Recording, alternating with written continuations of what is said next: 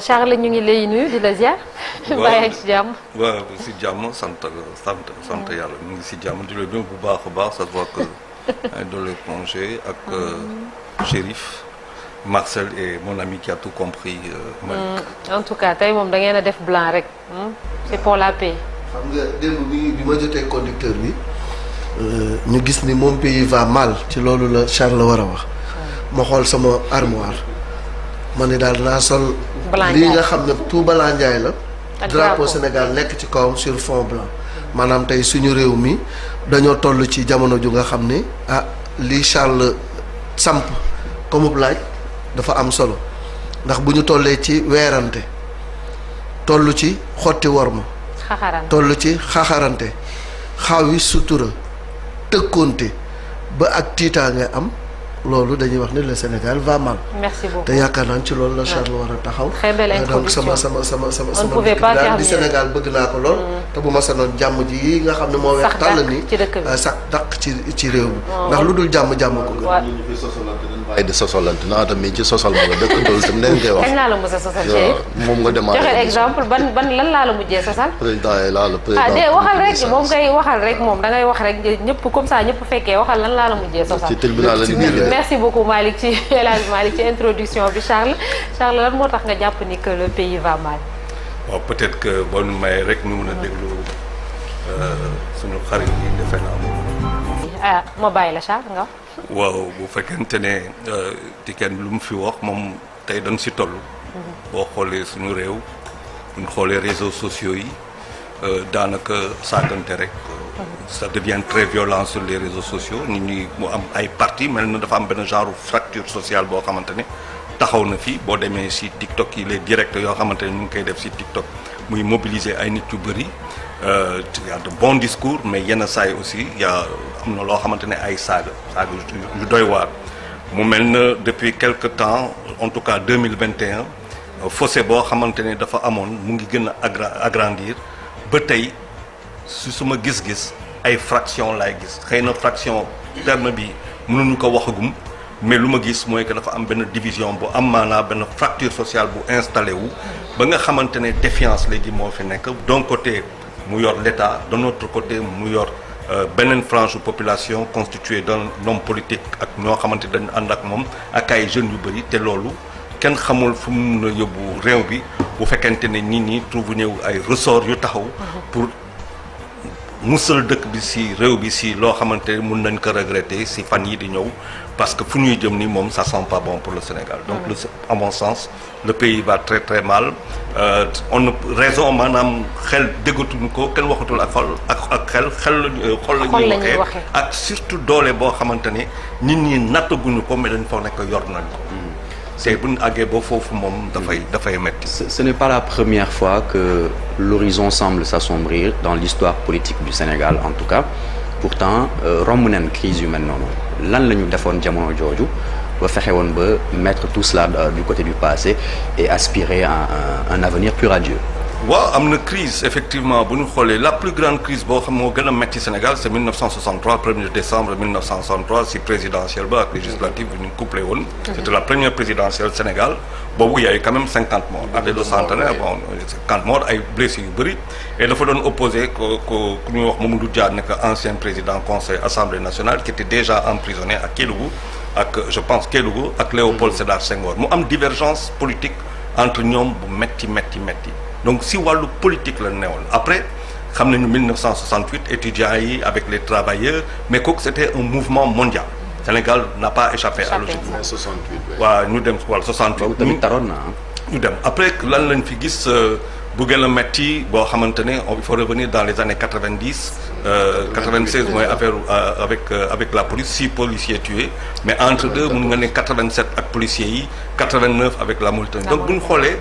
à peu près 10 ans yu ne mais bii situation dootul politique rek dafa commencer ci benn affaire boo xamante ne qui relève de civil ko waroon na yem ci ay civil rek mooy loo xamante ne ci ñaari nit mais ci biir mu am yeneen loxo yu ci ñëw dugg ba ñuy wax seen tur te ñoom ñu pouvoir donc à partir de ce moment affaire bi fa la jaxasoo ñii di ne c'est un complot ñii di ne am na viol am na menace de mort ak yu demee noonu mais loo xam ne si c'était dépourvu de lépp loo xamante ne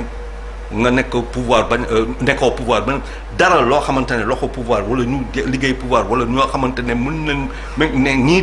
dañu jege waa pouvoir loolu yëpp bu fi newoon ñu mën a wax donc finalement affaire bi dafa dem a dem ba sori mais soubassement am na mais dafa yàgg boo xoolee de 2016 de 25 juillet 2016 suspension de d'Ousmane Sonko lu mu tudd de ses fonctions mu nekk inspecteur principal impôt domaine yor fi lu mu tudd vérificateur ak yu demee noonu ñu dem ba sa radiation 29 août si le dëkk bi commencé ñuy dem si benn yoon bu xaw a difficile ça a commencé à prendre ay proportions yu doy waar mais nit ñi taxawuñu bu baax ci kaw loolu parce que mu am benn effet accélérateur mu doon internet mu doon réseaux sociaux yi. ñu toog ñu dem ba 2019 présidentielle bi ñëw ñu jaar ak jàmm ci présidentielle bi mu joxe résultat yu ñu xam et puis l'affaire Sweet Beauté est arrivée février 2021 ak ay accusations yu de lourdes accusations mars 2021 ci biir loolu ba tey ñu toog chape de plomb bi toog on n'a pas vidé ce contentieux là mais pendant ce temps tous les jours maanaam loo xamante ne dañ ko muy abcès bu ñuy crever tous les jours ñuy activer muy gën a gonfler donc buy gonfler dedans il y a du pus ça voilà day gën a compliqué donc faj bi tam day gën a compliqué alors aujourd'hui pour ñu faj ko pour revenir à ta question pour ñu faj ko il faut fu ñu toll ni tey c'est aller trop loin man j'ai bien peur que nit ñi sori nañ trop par rapport à des discours très défiants conflictuel yeneen de notre côté un état boo xamante ne nee na moom il va pas se laisser marcher dessus ñu romb ay situation au niveau des instructions maanaam tout ce qui est enquête instruction ñu romb ko ñëw ci débat y a pas eu de débat ñu war a ñëw ci jugement alors qu'on aurait pu garantir benn procès équitable état joxe assurance que dafay am benn procès boo xamante ne garantir lu mu tudd aussi bien le plaignant que l'accusé ñu garantir leen un procès boo xamante ne dëgg moo fay génn te loolu bon buñ ko garantiroon xëy na duñ fi àgg alors aujourd'hui boo xoolee bu baax c'est des fractions quasiment des factions quasiment nit ñi dañu taxaw de part et d'autre di xoolante en chien de faïence ba pare ne fii dóorante la ñuy def dee xaj na fi te bu ñu àggee si biir loolu le Sénégal n'a jamais vécu aussi longtemps de 2 ans une crise comme celle-là il y a eu 63 décembre 62 la mu vidéo pratiquement le 1er décembre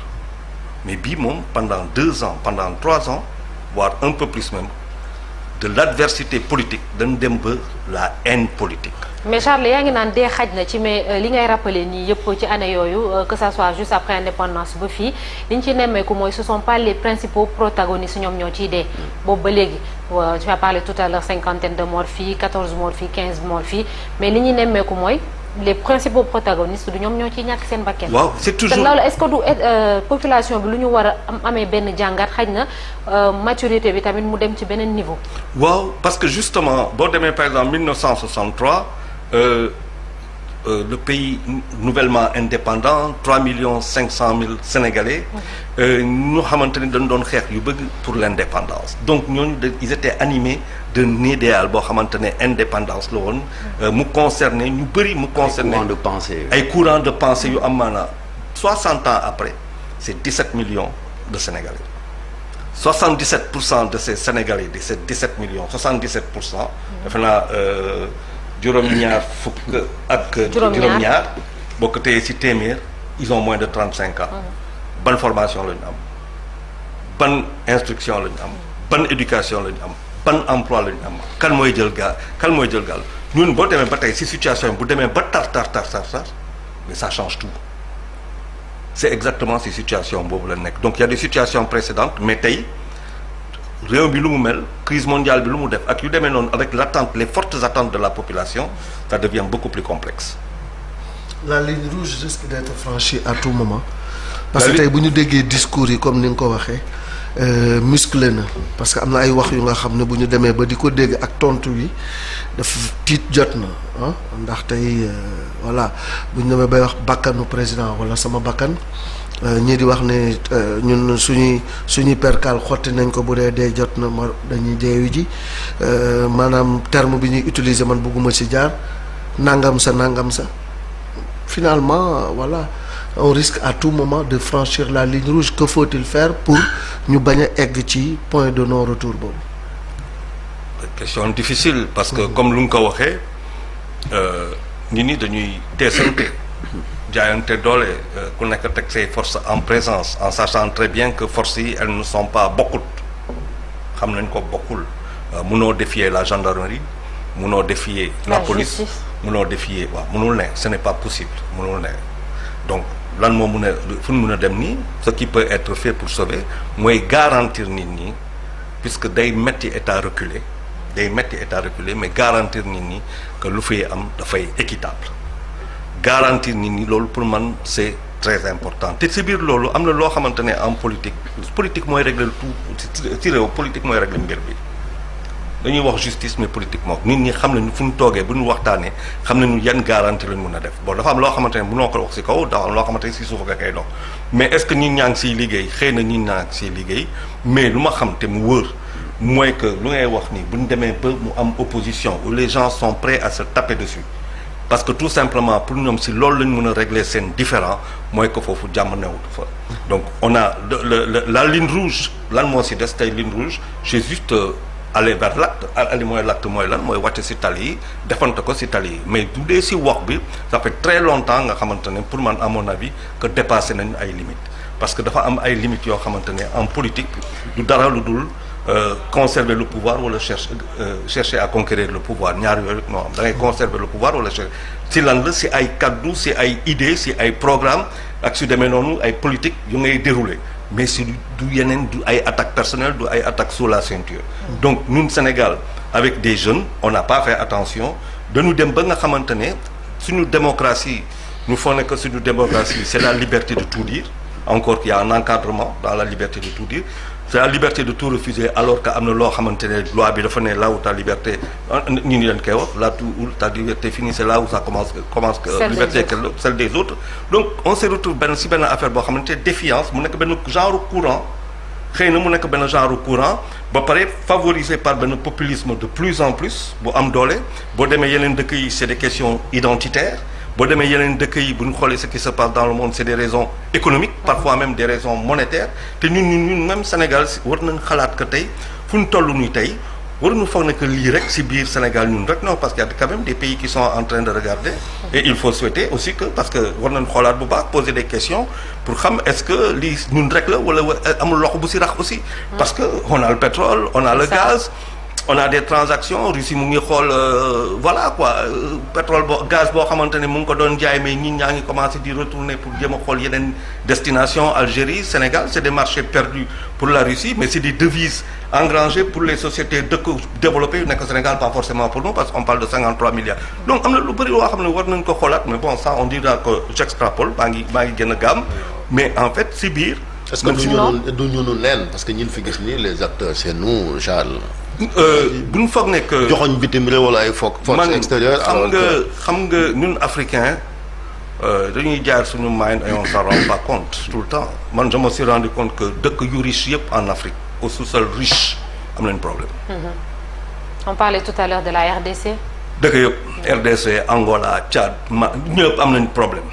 nañ xool ñoo fa ne. C'est comme par hasard man damay xool situation ma ne mais c'est au moment où on parle de gaz on parle de pétrole di wax exploitation curieusement may dund yenn yi. ñu dund situation may dund situation yi lan ma waxul lan laa xamul qui se sent assez fort pour tey mun na ne di la ma koy def yooyu yëpp je me pose des questions. te loolu am na liggéey boo xamante ne war nañ ko def mais pour en revenir à cette affaire là bu ñu xoolee bu baax a baax accusation ci biir mu am ay loxo yu si rax. loolu moo nekk lu doy waar ba nga am ñu créer benn situation ba nga xamante ne sénégalais yu bëri dafa dem ba ñu ne te waxoon naa ko fii il faut faire attention à ce que suñu population yi ba ñu tourner di xool suñu justice ba pare woon ko. gannaaw yan genre loxo par exemple kon thèse du complot bi yow da nga koy dëggal. la thèse du complot. moi à partir du moment où on parle de lu mu tudd d'une accusation de viol ak menace de mort. ñu wax ma am na ay loxo yoo xamante ne jege nañ fa dugg nañ si faisant partie de gens du cercle du pouvoir wala proche du cercle du pouvoir pour man bon voilà quoi maintenant je calcule là j'invoque la raison d'état moo tey xel quoi. waaw moo teye xel amul benn sénégalais boo xamante dama la ne il aurait mu nekk par exemple benn femme bu accusé nga nekk homme politique ba nekk homme politique nekk lu mu ci doon mais ñeen ñaar te teg ñu si leneen loxo mais kooku saa waay gisuma koo xamante ne am nga doole ba ne du ma dem tribunal yooyu ay kan mais ci biir wax nañ fi ay affaires mais la presse n'a fait que parler de ça audio yi di circuler jamais on a vu des choses aussi sales déglu ay audio yoo xamante ne boobu maari day tàll am na ñu bëri ñoo xam ne dañ koy bañ a déglu loolu yëpp ñu dund ko saleté boobu ñu jël ko teg ko fii ñu toog di ko xool ba pare yow nga nar a toog xool ne boo dañuy def li nga xaar que ay prévisions nit ñi di ne si jamais les gens sortent quelle est la prévision du nombre de morts qu'on pourrait avoir parce que un pays ça marche aussi sur les renseignements ak yooyu yëpp yooyu ñu toog ak den yi demain nu am fii dara bu fi amee fii demain musiba bi dal ñun qu'est-ce qu'on va faire kan mooy porter loolu ñan ñooy dee mooy lu mu wax sànq ñan ñooy dee les partisans. ñi nekk xale yi nekk xale yi nekk si biti di génn di mais xale boo génnee daje ak policier bu gannaayu kay wala gendarme bu gannaayu nga ne da ngay xeex ak moom. il va se défendre. mais te ñu gën a yokk ngànnaay. voilà donc yokk nañu effectif yi yokk ngànnaay yi mu mel ni daal dañuy préparer benn jàmmaarloo ci biir Sénégal alors que tey dara waru ko fi jaar. la conquête du pouvoir doit se faire de manière démocratique ñi nga xam ne aussi ñoo jiite injustice ak parparloo ak yu mel noonu ñu bañ ko parce que loolu yëpp moom moo indi tey situation bi nga xam ne moom moo am ba ñu egg ci tension bu mel nii. mais loolu lépp yoon moo koy leeral n'est-ce pas Charles. soxlawul bal di tàkk géej gi di déborder comme ni ñu koy faral di waxee wala. waaw. yoon moo ko war a leeral parce que damay ne boo waxee viol ak menace de mort faw nga prouver ko boo ko prouvé wul yàpp ak acquittement mooy am. c'est ça mais preuve yooyu ci tribunal la war a mën a leeral. mais parce que tribunal ñetti balaa nga àgg tribunal balaa nga àgg procès bi da ngay jaar par instruction mooy maanaam. instruction dafay am enquête ak yu demee noonu après ñu jaar au niveau des débats bu ñu jaaree au niveau des débats contradictoires bu ñu demee ba foofu après ñu ñëw au jugement loolu doonu lay doxee mais bu fekkente ne léegi tribunal mënatul gérer loo xamante ne moom moo mën a départager le justiciable quel qu'il soit ñu ne léegi si tali bi lañ koy gérer mooy le Sénégal et benn situation bu critique bu doy waar mais pour ça il faut que nit ki aussi am garantie que tribunal bu ne newu fi pour benn pàcc wala beneen dina tëddee njaaxaanaay exactement c'est ça oui pour terminer oui Marcel un dialogue national peut-il être la solution est-ce que c'est pas tamit utopique que de penser que jamono ji contexte bi ni mu présenté au pouvoir opposition dinañ mën a toog waxtaan comme on l'avait vu à l'époque avec Abdoulaye Wade et Abdou Diouf surtout beneen transition mi mu bëgg a def mooy on est à la porte du terrorisme tamit on le sait c'est là on partage des frontières avec ay réew yoo xamante ne ñu ngi ci ay menaces terrorisme naka la ñu mën a fexe ba boole suñu doole tamit ba mën a xeex li nga xamante ne mën na jógee justement hors de nos frontières. cette question am na maanaam parce que boo nekkee homme politique d'une certaine stature waxuma posture mais stature dafa am lu ngay jiital Sénégal boo ko jiitalee nga gis ceinture de feu bu ko wër dafa am loo xamante ne doo ko xalaat parce que da ngay ragal ay infiltration da ngay ragal lu ne mais bu dee loolu yëpp da nga ko évacuer pour leneen à ce moment-là on peut se poser des questions sur la stature maanaam de nos hommes politiques. mais est-ce qu'on peut affirmer Charles que ñoom dañ koo bàyyi ginnaaw dañ koo occulter mooy li Marcel di wax menaces yooyu noonu. non xëy na occulté wuñu ko mais défiance bi tey loolu tax mu ne confiance moo fi disparaître c'est-à-dire confiance moo fi amatul ñu bëri amatuñu confiance en l'État ñii amuñu confiance en la justice ñii amuñu confiance mais c'est-à-dire dëkk réew mënul doxee noonu faut que ñu trouver un compromis. Oui. merci beaucoup Charles ouais merci beaucoup Charles ci jàngat bi jërëjëf léegi dañuy jàll ci suñu gan muy ponk bu mujj suñu gan ñu dalal ko.